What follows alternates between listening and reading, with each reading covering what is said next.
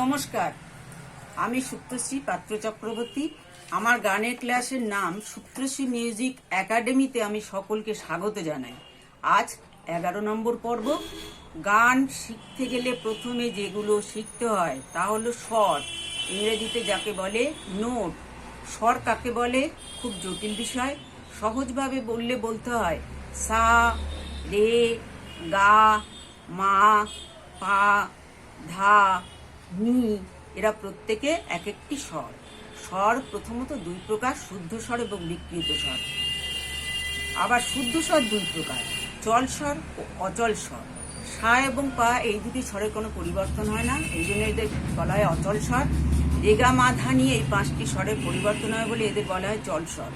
বিকৃত স্বর আবার দুই প্রকার, যেমন কোমল স্বর এবং কড়ি বা তীব্র স্বর।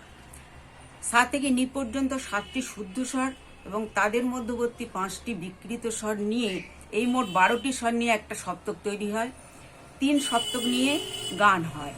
3 সপ্তক হলো নিচু সুরকে মন্দ্র সপ্তক বলে, মাঝখানে সুরকে মধ্য সপ্তক বলে, উচ্চ সুরকে বলা হয় তার সপ্তক। দুটি করে রেগা, মা, ধা, নি এই 5টি স্বরের দুটো করে রূপ আছে। যেমন রেগা, ধা, নি 4টি বিকৃত স্বর, এদের বলা হয় কোমল স্বর। আর মা স্বরটি বিকৃত হলেও তাকে কড়ি বা তীব্র মধ্যম বলা হয়। এই স্বরগুলি ব্যবহার করে যখন সুর লেখা হয় তখন তাকে স্বরলিপি বলে। ইংরাজিতে বলা হয় নোটেশন। স্বরলিপি লেখা সাধারণত দুরকম পদ্ধতি আছে। প্রথমটিকে বলা হয় আকারমাত্রিক স্বরলিপি এবং দ্বিতীয়টি হচ্ছে ভাতখণ্ড স্বরলিপি।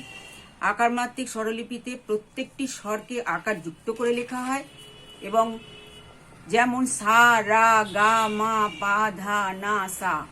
এবং বিকৃত স্বরগুলি সম্পূর্ণ আলাদা অক্ষর দিয়ে লেখা হয়, যেমন কোমল রে, রি, কোমল গা, ইঙয় বর্গিনীর জয় আকার, কড়ি মা, হয় ময়, কোমল ধা, দা, দয়াকার, কোমল নি, মূর্ধন্যয় আকার।